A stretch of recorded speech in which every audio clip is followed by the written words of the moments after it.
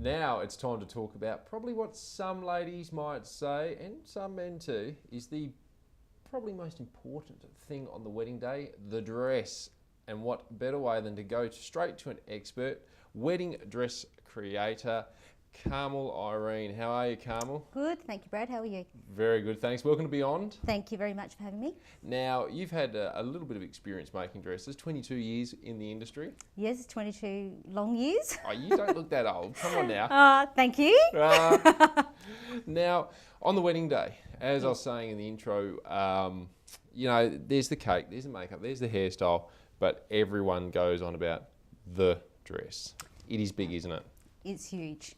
It's so important to the bride and probably everyone else involved, but the bride, very important. So how does a bride pick their wedding dress? What is the best way to go about finding a wedding dress for that big special day? Well, I think if you understand what your body shape is, and there's 4 of them. Okay, 4 body shapes. 4 body shapes, that helps a lot because if you ever been bridal shopping or gone to look for a wedding dress in the stores, there's a lot of dresses, hundreds of them. So if you can kind of look through the racks and eliminate process of elimination. Yeah, exactly. Then that helps a lot. And you can have a really good day also. Yeah. You're not sort of upset when you leave thinking I've spent hours and hours and I found nothing. Yeah. So knowing your body shape definitely helps a lot.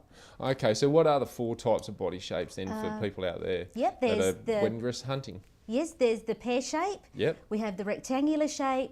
We have the triangular shape and the hourglass shape. Okay, so I'd like you to explain them because being male, I don't have a clue about any of those shapes. Okay, well the first one is the pear shape, which is what most women would be. Yep. That's where you're actually wider in the hips than you are in your shoulders, but you have a defined waist. Okay. Yeah, so that's with that one. You tend to choose the classic A-line dress, which is where it sort of comes into your waist and then from your natural waist to the floor makes an A shape. Okay, A shape. So try and camouflage your hips when you have a pear shape. Look for a sturdy fabric like a taffeta or a silk because that'll hold the shape. If you use a lightweight fabric, it tends to cling to your hips. Okay, all right. So the next one would be the rectangular, which is also known as the apple. All right, and that's where your hips and your shoulders are the same width, but you don't have a well-defined waistline. So what we're trying to do here is create a small waistline. So the dress to look for there is perhaps a corseted dress, one that you can cinch into the waist. Ooh, yes, the old breathe in while we just tied up the strings there. That works. The chiropractic dress. That works. So if you can look for a dress like that, that's great. Or an empire line, which is one where there's a seam just underneath the bust line. That's usually where most women are quite small. Yep. And that just comes straight down. Okay. That's another really nice style as well.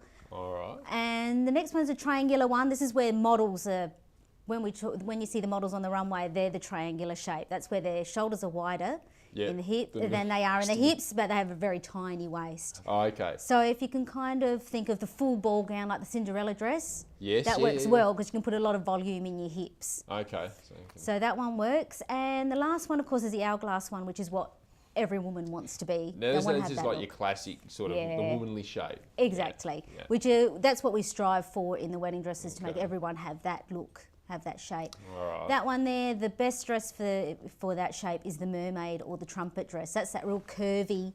Oh, God, it curves. The fins and stuff there. Go with that one. So it's a curvy, very close to the curves because you've already got the natural curves. Yeah. So it's very sculpted to the body, comes into the knees, and then it trumpets out, flares out. Okay, yes, and the bride sort of walk.